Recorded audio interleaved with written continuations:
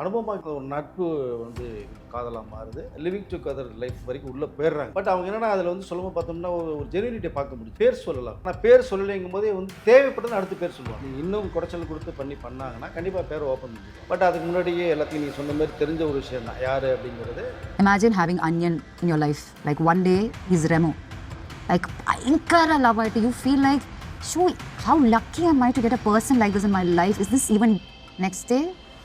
You see Onion, and there is a next day where the person is Ambi, apologizing. டாக்ஸிக்கான ஒரு life ஒரு மாதிரி emotional tension torture அதில் இருந்திருக்காங்க போது அது வந்து நீங்கள் ஓப்பனாக வந்து உடச்சிட்டாங்க. ஏன்னா எல்லா பெண்களும் வந்து ஒரு லிமிட்டுக்கு மேலே போச்சுன்னா பயந்துட்டு இருக்க வர நீங்கள் வெளில வந்து சொல்லிட்டு ஒரு கேரக்டர் அப்படிங்கிறதா தெரிய வருது. அனுபவமாக கிட்ட எதுவுமே அவங்க துருவ விற்கிறோமோ அவங்க பேரண்ட்ஸோ கூட வைக்கலைங்கிறதா தெரிய வரும் அவங்களோட. ஏன்னா என்கேஜ்மெண்ட் வரைக்கும் போயிட்டாங்க. 3 மாதத்துக்குள்ளே என்கேஜ்மெண்ட் வரைக்கும் அவங்க போயிடுது. எஸ், அதுதான் அவசரப்படுறாங்க. அப்போ ரொம்ப அவசரப்படுறாங்கன்னா அங்கே தான் வந்து யோசிக்கும் நிலைமைக்கு போகிறாங்க.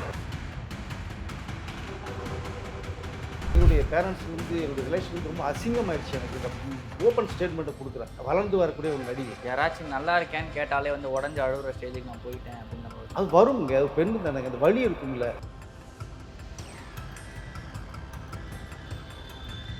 விக்ரம் சாராவது வந்து அவசரப்படாமல் விஷயங்கள் டீட்டெயிலாக என்ன ஏதுங்கிறத என்கொயரி பண்ணி பார்த்து பேசியிருந்தாங்கன்னா சிறப்பாக இருந்திருக்கும். 3 மாதத்துக்கு அவசரப்படுறாங்க. நான் ஓகேன்னு சொல்லுறேன், என்கேஜ்மெண்ட் முடிஞ்சிருக்கும், மேரேஜ் முடிஞ்சிருக்கும், லைஃபே நடந்திருக்காது, நான் உடனே டைவர்ஸ் பண்ண தான் வெளில வந்துருக்கும் விஷயத்தையும் அவங்க சொல்கிறாங்க.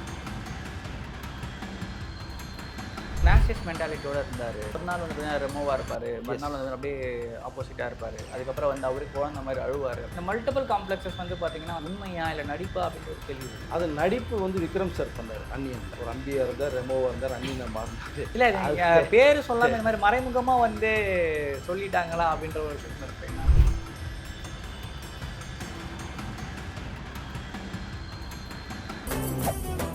மெரிபா பன்னீர் soda. I trust Meriba. Aachi Masala. எந்த சமையலும் ருசி தேடும் ரகசியம். 20 ரூபாய். ரெஃப்ளினியர்கள் வணக்கம். பேசுவதற்கு நிறைய விஷயங்கள் இருக்குது. இன்னைக்கு வந்து பார்த்தீங்கன்னா நம்மளோட இணைஞ்சிருக்கிறது ஜேர்னலிஸ்ட் வெங்கடேஷ் அவர்கள். வணக்கம் சார். வணக்கம் சார். அனுபமா பரமேஸ்வரன் வந்து பார்த்தீங்கன்னா ஒரு இன்டர்வியூவில் ஒரு குற்றச்சாட்டு ஒன்று வச்சிருக்காங்க. அதாவது ஒரு நடிகரை பற்றின விஷயங்கள் இருக்கிறாங்க. லிவினில் இருந்தப்போ வந்து பார்த்தீங்கன்னா ஒரு ரிலேஷன்ஷிப் ரொம்ப டாக்ஸிக்காக இருந்துச்சுன்னு சொல்லிட்டு சொல்கிறாங்க. அவங்க யாரோட ரிலேஷன்ஷிப்பில் இருந்தாங்க அப்படின்னு சொல்லிட்டு நம்ம பெரும்பாலும் அறிஞ்சவங்க தான். ஏன்னா பல இடங்களுக்கு 2 பேரும் ஒன்றா தான் வந்து பல ஃபங்க்ஷன்ஸ் அட்டன் பண்ணியிருந்தாங்க. ஏன் இந்த மாதிரியான ரிலேஷன்ஷிப் டாக்ஸிக்காக மாறுறதுக்கான காரணம் என்ன? இல்லை, ஒன்றும் இல்லை. அதாவது அவங்க நம்புகிறாங்க. நம்பிக்கையின் பேரில் அது ஒரு நட்பு வந்து காதலாக மாறுது. லிவிங் டுகெதர் லைஃப் வரைக்கும் உள்ளே போயிடுறாங்க. பட் அவங்க என்னென்னா அதில் வந்து சொல்லும்போது பார்த்தோம்னா ஒரு ஜெனுவினிட்டியை பார்க்க முடிஞ்சுது. பேர் சொல்லலாம் அவங்க. ஆனால் பேர் சொல்லலைங்கும் போதே வந்து தேவைப்பட்டது அடுத்த பேர் சொல்லுவாங்க. நீ இன்னும் குறைச்சல் கொடுத்து பண்ணாங்கன்னா கண்டிப்பாக பேரை ஓப்பன் பண்ணிவிடுவாங்க. பட் அதுக்கு முன்னாடியே எல்லாத்தையும் நீ சொன்ன மாதிரி தெரிஞ்ச ஒரு விஷயம் தான் யார் அப்படிங்கிறது. துருவ விக்ரம் அப்படிங்கிறதான் அவங்களுடைய ஸ்டேட்மெண்ட்டில் முந்தைய தடவை நம்ம பார்க்க முடியும். ஏன்னா 2 பேரும் தனித்தனியாக ஃபோட்டோஸ் எடுத்து நீங்கள் பதிவு போடும்போதே ஒரே லொக்கேஷனில் எடுத்து நீங்கள் பண்ணி போடுறது நமக்கு தெரிஞ்சுது. அப்புறம் ஏர்போர்ட்டில் இதெல்லாம் 2 பேரும் ஒன்றா வந்து நம்ம நிறைய வீடியோஸ் பார்த்துருக்கோம். பட் என்னென்னா இப்போ ஆக்டர்ஸ் மேலே கண்டிப்பாக ஒரு நம்பிக்கை வந்து ஒருத்தருக்கு வேணும். ஆனால் ஒரு நடிகைனாலே அங்கே வந்து பார்வைகளே வேறு மாதிரி இருக்குது. அவங்களும் பெண்ணு தான். எல்லா டிபார்ட்மெண்ட் வேலை செய்கிற மாதிரி இந்த டிபார்ட்மெண்ட் எடுத்து ஒர்க் பண்ணுறாங்க, அதுவும் வேலை தான் செய்கிறாங்க. அப்படிங்கும்போது அந்த நம்பிக்கை சில நேரங்களில் சில பேருக்கு வர மாட்டேங்குது ஆண்களுக்கு. அப்படி தான் நான் இதை பார்க்குறேன். ஏன்னா அவங்க ஒரு டாக்ஸிக்கான ஒரு லைஃப் ஒரு மாதிரி எமோஷனல் டென்ஷன் டார்ச்சரு அதில் இருந்திருக்காங்க போது அது வந்து இன்றைக்கி ஓப்பனாக வந்து உடச்சிட்டாங்க. ஏன்னா எல்லா பெண்களும் வந்து ஒரு லிமிட்டுக்கு மேலே போச்சுன்னா பயந்துட்டு இருக்க வர நீங்கள் வெளில வந்து சொல்லிவிட்டு ஒரு கேரக்டர் பற்றி அப்படிங்கிறதா தெரிய வருது. அதை ஆனால் இங்கே அவங்களுடைய லைஃப் எந்த அளவுக்கு ஒரு கொடுமைப்படுத்தப்பட்டது அப்படிங்கிறதா சொல்கிறாங்க. காரணம் என்னுடைய வீட்டை என்னுடைய தம்பிகிட்ட கூட பேசக்கூடாதுன்னு சொல்லிட்டாங்க. தம்பியை தொட்டு கூட பேசக்கூடாதுட்டாங்க. அப்படின்னா குழந்தையிலேருந்தே ஒன்றா வளர்ந்தவங்க இல்லையா? அப்போ அங்கே தான் அவங்க யோசிக்கிறாங்கன்னு நான் நினைக்கிறேன். அப்போ என்னடா ஒரு தம்பிக்கிட்ட கூட நீ பேசக்கூடாதுன்னா நாளைக்கு கல்யாணம் பண்ணிட்டு போனால் நீங்கள் ஹவுஸ் அரெஸ்ட்டு பண்ணுவீங்க. வீட்டில் நீங்கள் வெளில போகும்போது வீட்டுக்கு வச்சுன்னா பூட்டிகிட்டு போயிடுவாங்க. நிறைய கேரக்டர்ஸ் நம்ம பார்த்துருக்கோம். ஒய்ஃபை உள்ளே வச்சு பூட்டிட்டு போயிடுவாங்க. அவங்க காலை ஆஃபீஸ் போட்டு நைட்டு வரைக்கும் வீட்டில் என்ன இருக்குன்னே தெரியாதுங்க, என்ன சூழ்நிலையே தெரியாது இல்லை. ஸோ அப்போ நிறைய பேர் பார்த்தீங்க அப்படின்னா நிறைய கேள்விப்பட்டது இருக்குது. காலையில் அவங்க கவர்மெண்ட் ஆஃபீஸில் இங்கே வேலை செய்வாங்க. 8-8:30 மணிக்கு போகும்போது வெளில பூட்டு போனதை பார்த்துருக்கோம். நான் சாந்தமில் ஒரு வீட்டில் இருக்கும்போது பார்த்தோம்னா எது வீட்டில் அந்த மாதிரி பூட்டி போயிடுவாங்க. ஜன்னல் வெளியே கேட்டு ஏதாவது ஹெல்ப் பண்ண கேட்ட விஷயங்கள் பார்த்துருக்கோம். அது அப்போவே ஏன்னா அது கொடுமையாக இருக்குது. அப்போ நம்பிக்கை இல்லை. ஒரு பெண்ணு மேலே நம்பிக்கை நீங்கள் வைக்கணுங்க, அதுதான் முக்கியம். நீங்கள் ஒரு தாய்க்கு அடுத்து தான் அப்படின்னு சொல்கிறீங்க போது நம்பிக்கை இல்லைன்னா கஷ்டம். நடிகைகிட்டே நீங்கள் நம்பிக்கை வைக்கணும். இப்போ அனுபவமாக கிட்டே எதுவுமே அவங்க அதை துருவ விக்ரமோ பேரண்ட்ஸோ கூட வைக்கலைங்கிறத தெரிய வருது. அவங்களோட ஏன்னா என்கேஜ்மெண்ட் வரைக்கும் போயிட்டாங்க. 3 மாசத்துக்குள்ள என்கேஜ்மெண்ட் வரைக்கும் அவங்க போயிட்டு எஸ், அதுதான் அவசரப்படுறாங்க. அப்போ ரொம்ப அவசரப்படுறாங்கன்னா அங்கே தான் வந்து யோசிக்கும் நிலைமைக்கு போகிறாங்க. என்னடா இது திடீர்னு அப்படிங்கும்போது அவங்க வந்து அந்த ஃப்ரெண்ட்ஷிப் இருக்குது. பைசர்லேருந்தே ஒரு ஃப்ரெண்ட்ஷிப் ஸ்டார்ட் ஆகிருக்கு. கிட்டத்தட்ட ஒரு 1.5 வருஷமாக போகுது. ஆனால் இந்த லிவிங் டூரில் இருக்கிறது ஒரு விஷயங்கள் அப்போ தான் தெரிய வருது. 3 மாதம் முன்னாடி தெரிய வருது. அதான் என்னுடைய பேரண்ட்ஸ் வந்து என்னுடைய ரிலேஷன் வந்து ரொம்ப அசிங்கமாயிடுச்சு எனக்கு அப்படின்னு ஓப்பன் ஸ்டேட்மெண்ட்டை கொடுக்குறாங்க. வளர்ந்து வரக்கூடிய ஒரு நடிகை. யாராச்சும் நல்லா இருக்கேன்னு கேட்டாலே வந்து உடஞ்சு அழுகுற ஸ்டேஜுக்கு நான் போயிட்டேன் அப்படின்ற மாதிரி ஒரு அது ஸ்டேட்மெண்ட். வருங்க. அது பெண்ணு தானேங்க. அந்த வலி இருக்கும்ல. கேள்விகள் நீங்கள் வந்து வேற மாதிரி கேட்க ஆரம்பிச்சிருவாங்க. அப்போ அந்த வலி வந்து என்னடா நம்ம தப்பு பண்ணிட்டோமோ அப்படின்னு அந்த மனசு ஒரு கேள்வி கேட்கும். அதனுடைய விலைப்படுத்த ஸோ அது வந்து கேள்விகள் வேற மாதிரி போகும்போது தான் அந்த மனசு உடையும். உடையும் போது அந்த அழுக தானாக வந்துடும். அதான் மனித உணர்வுகள் அது. ஸோ அதனால் விக்ரம் சாராவது வந்து அவசரப்படாமல் விஷயங்கள் டீட்டெயிலாக என்ன ஏதுங்கிறத என்கொயரி பண்ணி பார்த்து பேசியிருந்தாங்கன்னா சிறப்பாக இருந்திருக்கும். நான் இதை 3 மாதத்துக்குள்ள அவசரப்படுறாங்க. நான் ஓகேன்னு சொல்லுறேன், என்கேஜ்மெண்ட் முடிஞ்சிருக்கும், மேரேஜ் முடிஞ்சிருக்கும், லைஃபே நடந்திருக்காது, நான் உடனே டைவர்ஸ் பண்ண தான் வெளில வந்திருக்கும் விஷயத்தையும் அவங்க சொல்கிறாங்க. இப்போ அதனால் நிறைய பேர் வந்து நீங்கள் வந்து ஒருத்தர் ஃபில்டர் பண்ணுங்கள். லவ் பண்ணுறதுக்கு உங்களுக்கு ஏஜ் வந்துருச்சுன்றதால லவ் பண்ண முடியாது யாரையும். நீங்கள் பேரண்ட்ஸ்கிட்ட சொல்லுங்கள், இவர் பிடிச்சிருக்கு, நான் மேரேஜ் பிளான் நீங்கள் யாரையோ பார்த்து கல்யாணம் பண்ணிக்க போகிறீங்க, எனக்கு இந்த பையனை பிடிச்சிருக்கு பண்ணுங்கன்னு சொன்னால் பேரண்ட்ஸ் சாய்ஸ் பண்ண போகிறாங்க. நிறைய இடங்களில் இந்த பெண்கள் பண்ணுற சில மிஸ்டேக்கு, ஆர்வக்கோளாறு, வயசின் கோளாறுமாக ஒருத்தர் நீங்கள் வந்து ஒரு கேரக்டரை புரிஞ்சுக்கிறதுக்கு முன்னாடி ரொம்ப ரொம்ப நல்லவனாக இருப்பான். என்ன மாதிரி உலகத்தில் நல்லவனே இல்லைங்கிறத மாதிரி இந்த பொண்ணுக்கிட்ட பேசி பேசி மனசை கலைச்சி விட்டுட்டு அதுக்கப்புறம் தான் அவன் கேரக்டர் தெரியும். அப்படி நிறைய பேரை நம்ம வாழ்க்கையில் சந்திச்சிருக்கோம். நம்ம அதை அனுபவமாகவும் இதை தான் சந்திச்சுட்டு வெளில வந்திருக்கிற மாதிரி தான் எனக்கு தெரியுது சார். இப்போ சமீபத்தை விட அந்த த்விஷா சர்மா அப்படின்னு சொல்லிட்டு ஒரு நடிகை வந்து பார்த்தீங்கன்னா தற்கொலை பண்ணியிருந்தாங்க. அது தற்கொலையா கொலையான்னு இன்னும் இதுவாகலை. பட் ஆனால் அவங்க கல்யாணம் பண்ண ஹஸ்பண்டும் வந்து பார்த்தீங்கன்னா இது மாதிரி தான் ஒரு டேட்டிங் ஆப் மூலயமா வந்து பழகி 2 பேருமே வந்து அவங்க வீட்டில் வந்து பார்த்தீங்கன்னா ஜட்ஜி ஃபேமிலி. ஜட்ஜி அவர் வந்து ஒரு கிரிமினல் அட்வொகேட். தொடர்ச்சியான இந்த மாதிரியான விஷயங்கள் வந்து சினிமா வட்டாரங்கள் நம்மளால் பார்க்க முடியுதா? இவ்வளோ ஃபேம் இருந்துமே வந்து பார்த்தீங்கன்னா இவங்க வாழ்க்கையுமே இப்படி தான் இருக்கான்னு ஒரு கேள்வி வந்து மக்கள்கிட்ட வந்துடுது. இல்லைங்க, அதாங்க சினிமா ஆக்டர்ஸ் நீங்கள் அதான் நான் முன்னாடி சொன்னது தான். நீங்கள் நம்பிக்கை வைக்கணும். நம்பிக்கையெல்லாம் நீங்கள் பண்ணீங்கன்னா அதுக்குள்ளே வந்து லவ்ன்ற மேட்டர் இறங்கிடாதீங்க, தேவையில்லை. நீங்கள் நிறைய பெண்களுடைய லைஃபே வந்து நானை நம்பி வீட்டுக்கு தெரியாமல் நீங்கள் பண்ணும்போது தான் ஸ்பாயில் ஆகுது. வாழ்க்கையே மிகப்பெரிய கேள்விக்குரியாது. எதிர்காலமே இருண்டு போனது மாதிரி இருக்காங்க. ஏன்னா ஒரு பொண்ணு இல்லையா அடுத்த கட்டத்துக்கு வந்து நகர்ந்து போகணும் லைஃப்பில். குறிப்பாக சினிமா ப்ரமோஷன்ஸ் முக்கியமாக டிராகன் மாதிரியான படங்களுக்கு ப்ரமோஷன் பண்ண கூட வந்து அலோவ் பண்ணலை அப்படின்ற மாதிரி விஷயங்கள் வந்து குற்றச்சாட்டு. இல்லை, அதுக்கு தான் என்ன சொல்கிறாங்கன்னா இவங்க வளர்ந்து ஒரு நடிகை 2-3 படங்கள் சூப்பர் டூப்பர் ஹிட் ஆகிடுச்சு, எல்லா லாங்குவேஜ்லையும் பண்ணுறாங்க. இங்கே துருவ விக்ரம் படமே பண்ணலை. பைசனுக்கு அப்புறம் இது வரைக்கும் படம் பண்ணியிருக்காரு பாருங்க, பண்ண கிடையாது. கில்லுன்னு ஒரு ஹிந்தி ரீமேக் படம் ஒன்று வந்து கூட பண்ண மாட்டேன்ட்டார் அவர். ஏன்னா எனக்கு முதல் ஸ்டோரி பிடிச்சிருக்கு பண்ணலாமா, அப்புறம் ஸ்டோரி பிடிக்கல வேணான்னு சொல்லிட்டார். இப்போ இவங்க படங்கள் போகிறாங்க, ஒரு ஃபேம் ஆகுது.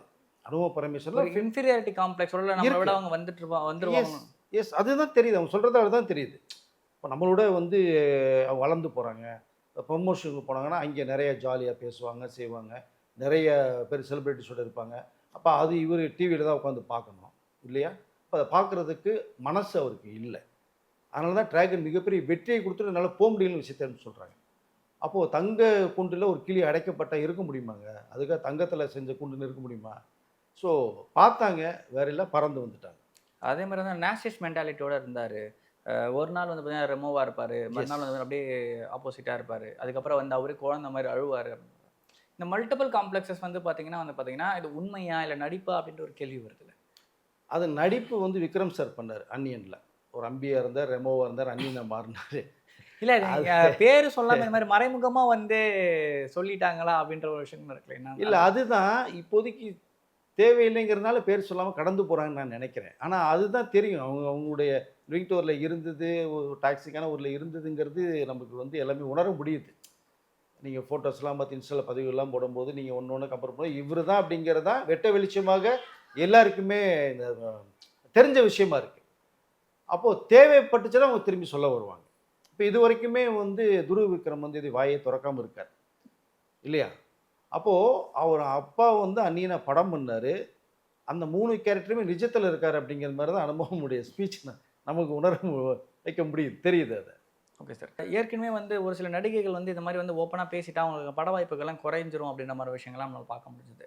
அது மாதிரி குற்றச்சாட்டுகள் நடிகைகளே ஏதாவது ஒரு விஷயம் இந்த மாதிரி நடந்துச்சுன்னா நாங்கள் வந்து வெளியே சொன்னோம்னா அதுக்கப்புறம் எங்களுக்கு ஃபியூச்சரே வந்து டேமேஜ் ஆகிடும். அனுபவமாக்கு அந்த மாதிரி நடக்கிறதுக்கான வாய்ப்பு வாய்ப்பு இல்லைங்க. நீங்க அப்ப இருந்த சினி ஃபீல்டெல்லாம் வேற. நீங்க ஒவ்வொரு பீரியடும் ஒண்ணு மாறிக்கிட்டு இருக்கு. இன்னைக்கு இருக்கு அதெல்லாம் கிடையாது. எல்லாருக்குமே தெரியும். அப்ப இவங்க அட்வைஸ் தான் பண்ணுவாங்க. ஏம்மா நீ பார்த்துட்டு பண்ணிருக்க கூடாதா? சரி அந்த லைஃப் வேற நீ வா படத்து ஏன்னா சில டைரக்டர்ஸ் வந்து கேரக்டர உருவாக்கும் போதே மைண்ட்ல செட் ஆயிரும். கதை எழுதும்போது இந்த கேரக்டர் இவங்க தானே ஃபிக்ஸ் பண்ணிடுவாங்க. அதில மாற மாட்டாங்க டைரக்டர்ஸ். டேட் கிடைச்சு பேமெண்ட் கிடையாது ஓகேன்ற வரைக்கும் அவங்க வந்து ஃபிக்ஸ் பண்ண வைப்பாங்க. அதுக்கு மேல டேட்ல கிடைக்கலைங்கும் போது வேற சாய்ஸ் போவாங்க. அதனால வந்து இந்த மாதிரி அனுபவம் பேசுனதுனால, செஞ்சதுனால பட வாய்ப்புகள் குறையாதுங்கிற வாய்ப்புகள் 100% கிடையாது. அவர்களுக்குள்ள வாய்ப்பு இயக்குனர் அனுபவமா தான் தேவைப்படும் இந்த கதைக்கு, இந்த கேரக்டருக்கு அப்படின்னா அதை ஃபிக்ஸ் பண்ணுவாங்க. Okay sir. அவங்களோட பின்னோட்டத்தை ஐ மீன் அந்த பதிவோட பின்னோட்டத்துக்குள்ள பார்க்குறப்ப வேணா நெக்ஸ்ட் சமந்தா, அடுத்த சமந்தா ஒரு முக்கியமான ஒரு ஃபேமிலி மேலே அலிகேஷன்ஸ் வச்சுட்டு வந்து இவங்க வெளில போய் ஃபேம் தேட பார்க்குறாங்கன்ற மாதிரி சொன்னாங்க. சமந்தா மாதிரி இவங்க வந்து கம்பேக் கொடுப்பாங்கன்ற மாதிரி 2 ஆஸ்பெக்ட்லையுமே வந்து சொல்கிறாங்க. சமந்தா மாதிரி இவங்க கம்பேக் கொடுக்கறதுக்கான வாய்ப்புகள் இருக்கா? கண்டிப்பா இருக்கு சார். அவங்க வந்து நிறைய லாங்குவேஜ் பண்ணிட்டு இருக்காங்க. அவங்களுக்குன்னு வந்தா தான் சொன்னீங்களா, ஒரு இயக்குனர் அனுபவமா தான் தேவைன்னா கண்டிப்பா பண்ணுவாங்க. சமந்தாவுடைய லைஃப் அதுவும் மிகப்பெரிய கேள்விக்குறியா இருந்துச்சு. அவரு வந்து சமந்தா மேரேஜ் பண்ணிட்டு இருக்கும்போதே ஒரு 3 வருடங்களுக்கு முன்பாவே வேற ஒரு ஆக்டர்ஸ் லிவிங் டூரில் வந்து இருந்திருக்காரு விஷயம் தெரிய போய் தான் சமந்தா வெளில வந்தாங்க. நம்ம 2 பேரும் லவ் மேரேஜ் பண்ணியிருக்கோம். இப்போ நீ இருந்த மாதிரி நான் இருந்தால் ஒத்துக்குவேன்னு தான் கேட்டாங்க. இத்தனைக்கும் சமந்தாவுக்கு ஒரு 300 கோடி ரூபா வந்து ஒரு ஜீவனாம்சம் தரோன்னு சொல்லி கூட எனக்கு ஒரு பைசா கூட வேணான்னு சொல்லிட்டு வெளில வந்தாங்க. எனக்கு தெம்பு இருக்கு உடம்புல உழைக்கிறதுக்கு, நான் நடித்து பெரியலாக்கிறேன். நான் நடிச்சிட்டு இருக்காங்க, சொந்த படம் எடுக்கிறாங்க, சூப்பர் டூப்பர் ஹிட் ஆகுது, பல கோடிகள் வசூல் அள்ளுது, மனசுக்கு நல்லது. ப்ரொடக்ஷன் பண்ணி ஆரம்பிச்சிருக்காங்க, நிறைய பேர் லைஃப் கொடுத்துருக்காங்க வேலை செய்கிறதுக்கு. இப்போ அவங்க மேரேஜ் செகண்ட் மேரேஜ் பண்ணாங்க, நல்லா தான் இருக்காங்க. இந்த ப்ரெக்னென்சியாக இருக்காங்க, அதில் குழந்தை ஒன்று பிறக்க போகுது இப்போ. ஸோ லைஃப் கேரி நல்லா சம்மந்தாவுக்கு போயிட்டுருக்கு. அதான் நல்ல மனசு இருந்தால் வாழ்க்கை நல்லா அமையும். அவருக்கு என்ன மாதிரி வாழ்க்கை இருக்குன்னு தெரியல. இப்போ அதுவும் கேள்விக்குறியா இருக்கு அவரோட ஹஸ்பண்டுக்கு. இல்லை ஏற்கனவே அந்த வர்மா படம் நடிச்சதுலேருந்தே அவர் மேலே ஒரு நெகட்டிவான ஒரு ஷேட் இதில் தமிழ் சினிமாவில் பார்க்கப்படுது. யாருக்கு? துருவ் விக்ரம் மேலே ஃபர்ஸ்ட் படம் பண்ண சொல்கிறேன். ஆமாம். பட் இல்லை, அந்த கதையை அந்த மாதிரிங்க. நீங்கள் தெலுங்கில் சூப்பர் டூப்பர் ஹிட் விஜய் ஜெயரோடா பண்ணார், சூப்பர் டூப்பர் ஹிட்டு. சில லாங்குவேஜ் சில கதைகள் தான் செட் ஆகும். நம்மளுடைய நேட்டிவிட்டிக்கு அந்த ஸ்கிரிப்ட் ஒர்க் அவுட் பண்ண முடியாது.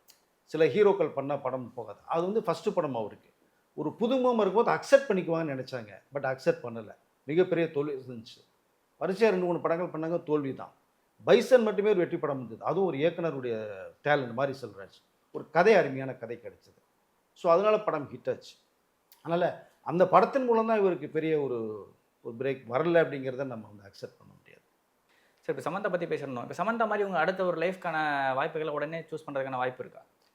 இல்லை, எனக்கு தெரிஞ்சு உடனே போக மாட்டாங்க. இனி லவ்னாலே கொஞ்சம் ஒரு கிட்டத்தட்ட என்ன 100 அடியா 200 அடியா அந்த வானளவுக்கு நின்று பயந்து போய் தான் நிற்பாங்க. கண்டிப்பாக லவ்க்குள்ளே போகிறது வாய்ப்பு இல்லை. பேரண்ட்ஸுக்கிட்ட சொல்லி இன்னும் ஏஜ் கம்மி தானேங்க அவங்களுக்கு. ஏஜ் கம்மினா மேரேஜ் ஏஜ் தான் ரொம்ப கம்மி. பார்க்க தான் சின்ன பொண்ணு மாதிரி இருப்பாங்க. அது ஏஜ் மேரேஜ் ஏஜ் தான். பட் இதான் இந்த லவ்க்குள்ளே போகிறது, மீண்டும் ஒருத்தர் நம்புறதுங்கிறது ஒரு பயம் இருக்கும் அவங்களுக்கு. இப்போ ஆண்களை கண்டையில கொஞ்சம் பயப்படுவாங்க. அப்படி தான் நான் நினைக்கிறேன்.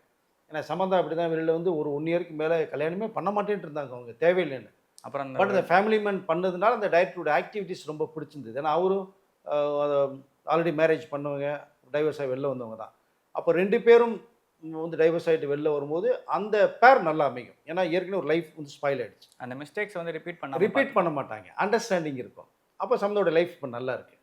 அது மாதிரி இப்போது வந்து அனுபவம் அவர்கள் மீண்டும் ஒரு லவ்வுக்குள்ளே போவாங்களான்னா கண்டிப்பாக எனக்கு தெரிஞ்ச வரைக்கும் போய் மாட்ட மாட்டாங்க. ஸோ இனிமேல் யாரையும் நம்ப மாட்டாங்க. ஃபஸ்ட் ஆண்கள்னாலும் இப்படி தான் இருப்பாங்கன்னு பயம் வரும். அந்த பயம் கொஞ்ச நாளைக்கு இருக்கும். அதுக்கப்புறம் தான் கொஞ்சம் ரிலீஃப் ஆகி வெளில வர முடியும் அவங்க. அது இதுக்கப்புறம் நீங்கள் வந்து உங்ககிட்ட யாராவது லவ் சொன்னாலும் சரி, கல்யாணம் பண்ணிக்க போகிறேன்னு சொன்னாலும் சரி, நீங்கள் நேரம் அப்பா அம்மாட்ட சொல்லுங்கள், தப்பே கிடையாது. இந்த மாதிரி சொல்கிறாங்க இல்லை நீங்கள் யாராவது பிடிச்சிருக்குன்னு சொன்னால் அப்பா அம்மாட்ட சொல்லுங்கள். அவங்க கண்டிப்பாக அவங்களை வளர்த்தவங்க, அவங்களுக்கு தெரியும் உங்கள் லைஃப் நல்லா இருக்கிறது. அவங்க பார்த்து நல்லா இருக்குன்னா செலக்ட் பண்ணாங்கன்னா கண்டிப்பாக ஃபேமிலி அரேஞ்ச்மெண்ட்ஸில் பேசி பண்ணக்கூடிய சில விஷயங்கள் வந்து ஆக்கப்பூர்வமாக நல்லாயிருக்கும். இனி இவங்களுக்கு வந்து ஒரு மேரேஜு, இனி மாப்பிள்ளை அப்படிங்கும்போது வீட்டில் செலக்ட் பண்ணுறதா இருந்தால் தான் நல்லாயிருக்குன்னு நான் சொல்லிக்கல விரும்புகிறேன். திரும்பி ஒரு லவ்க்குள்ளே போய் மாட்டினீங்கன்னா வர்றவன் எப்படி இருக்கான்னு தெரியாது. இவனுக்கு அப்பா வந்து மாட்டினா என்ன பண்ணுவீங்க? இவனை டார்ச்சர் பண்ணி 10 டார்ச்சர் பண்ண பண்ணுவீங்க. அவரோட எப்படி இருந்த, இவங்களோட எப்படி இருந்த, இங்கே போயிருப்பேன் இங்கே போயிருப்பேன்னு கேள்விகள் கேட்டாங்கன்னா அது நரக வாழ்க்கையாக போய் மாட்டிக்கும் அனுபவமாக. ஸோ ஃபியூச்சர் கண்டிப்பாக உங்களுக்கு பிரைட் ஃபியூச்சர் கண்டிப்பாக அமையும். ஏன்னா மனசளவில் மூடி மறைக்காம ஒரு விஷயத்தை வந்து போட்டு உடச்சிட்டாங்க. எல்லா பெண்களும் இது மாதிரி நடந்துக்கிட்டு இருக்கு. நீங்கள் வெளில சொன்னால் தான் தெரிய வரும்ட்டாங்க. இதான் நிஜம். ஸோ நல்ல லைஃப் இருக்கும். நிறைய படங்கள் இனிமேல் நிறைய படங்கள் லைஃப்பில் வரும் பாருங்க. இதுக்காகவே தான் படங்கள் நல்லா கமிட் பண்ண முடியலன்றாங்க. நிறைய படம் வந்தது கூட பண்ண முடியல என்னால். வேணான்னு சொல்லி இந்த தடுத்தாங்க அப்படிங்கிற விஷயத்தையும் சொல்கிறாங்க. அப்போ இனிமேல் படங்கள் நிறையா வரும், படங்கள் நிறையா பண்ணுங்கள். உங்களுக்குன்னு அந்த கல்யாண ஒரு டேட் வந்து ஃபிக்ஸாக இருக்கும், மேலே இருந்து ஒருத்தர் ஃபிக்ஸ் பண்ணி வச்சுருப்பார். இவன் தானே உங்களுக்கும் வந்து பிறந்த ஒருத்தன் இருப்பான், அது ஒன்று மறுப்பதற்கு இல்லை. அதனால் வந்து கிடைச்சானா பேரண்ட்ஸ்ட்டு சொல்லி தெளிவாக நான் இப்படித்தான் இதுக்கு முன்னாடி லவ் இருந்தால் லவ்வில் இருந்துச்சு, ஓப்பன் ஸ்டேட்மெண்ட் கொடுத்தீங்கன்னா அந்த வாழ்க்கை பிரகாசமாக இருக்கும். மொத்தத்தில் ஒரு நடிகை எந்த பொண்ணாக இருந்தாலும் ஒரு ஆண்கள் நம்பிக்கை ஃபஸ்ட்டு வைங்க, அதை தெளிவாக சொல்லிக்கிறேன். நம்பிக்கை வச்சாலும் அந்த வாழ்க்கை சிறப்பாக இருக்கும் அப்படிங்கிறது தான் என்னுடைய ஸ்டேட்மெண்ட்டு. நம்பிக்கை வச்சாலும் நிறைய பேர் வாழ்க்கை சிறப்பாக இருக்குது. ஸோ நயன்தாரா, விக்னேஷ் சிவன் அழகாக ட்வின்ஸை பெற்றுட்டாங்க, உயிர் உலகன்னு பேர் வச்சாங்க, லைஃப் நல்லா போயிட்டுருக்கு. இந்த பக்கம் சமந்தா, ஹிந்தியில் எடுத்துக்கிட்டிங்கன்னா நம்ம சையூப் அலிகானை வந்து கரிஷ்மா கபூர் வந்து பண்ணாங்க, செகண்ட் மேரேஜ் தான் பண்ணாங்க. சில நடிகைகள் வந்து செகண்ட் மேரேஜுக்குள்ளே போயிடுவாங்க. என்னென்னா நம்ம ஒரு ஆக்ட்ரஸாக இருக்கோம், நம்ம மேலே நிறைய தவறு இருக்குன்னு சொல்லிட்டாங்க, அவங்களும் நினச்சிடக்கூடாது அப்படின்னா செகண்ட் லைஃப்குள்ளே மாட்ட போனோன்னா அவர்கிட்ட இந்த கேள்விகள் வராது. ஸ்ரீதேவி, போனி கபூர், எஸ் அதே தான். இல்லைனா ஸ்ரீதேவியுடைய பர்சனாலிட்டிக்கும் அந்த ஏஜுக்கு மிக போனி கபூர் போய் லவ் பண்ணுற அவசியம் இல்லை, கல்யாணம் அவசியம் இல்லை. இன்றைக்கி 2 பசங்களை பார்த்துட்டாங்க, 2 பொண்ணு, ஒரு பொண்ணு ஜான்வி கபூர் சூப்பர் இந்த ஹீரோயினை போயிட்டுருக்கு. பட் செகண்ட் இதில் போகும்போது அவங்களுக்குள்ளே போய் லாக் ஆகிக்கிறாங்க. அவங்கள பற்றி ஒரு தப்பான இமேஜ் உருவாக்கிடுமோ செஞ்சிருமோ, செகண்ட் மேரேஜ் பண்ணால் கேள்விகள் வராதுங்கிற அளவுக்கு போகிறாங்க. அப்போல்லாம் எதுவுமே கிடையாது. எந்த டிபார்ட்மெண்ட் எடுத்தாலும் எல்லா பெண்களுமே நல்ல பெண்கள் தான். அதை தெளிவாக வந்து இந்த ஆண்கள் லவ் பண்ணுறவங்க, கல்யாணம் பண்ணி போகிறவங்க புரிஞ்சுக்கங்க. புரிஞ்சுக்கிட்டு நீங்கள் அழகாக ஒரு அன்பை இனியும் செலுத்திங்கன்னா அதை விட உங்களுக்கு வந்து அன்பு செலுத்துகிற ஒரு பொண்ணு கிடைக்காதுன்னு நான் சொல்லி விரும்புகிறேன். அதனால் அனுபவமாவுக்கு நல்ல பிரைட் ஃபியூச்சர்ஸ், இனி படங்கள் நிறையா வருது, வாய்ப்புகள் நிறையா வரும். கமிட் பண்ணிக்கங்க, படங்கள் பண்ணுங்கள். கல்யாணம் பண்ணணும்னு உங்களுக்கு தோணும் போது வீட்டில் சொல்லுங்கள், பண்ணி வைப்பாங்க. இவ்வளோ நேரம் உங்களோட பொண்ணான நேரத்தை எங்களோட பகிர்ந்து நன்றி. தேங்க்யூ. நன்றி. மெரிபா பன்னீர் soda, I trust Meriba. Aachi Masala. எந்த சமையலும் ருசி தேடும் ரகசியம் 20 ரூபாய்.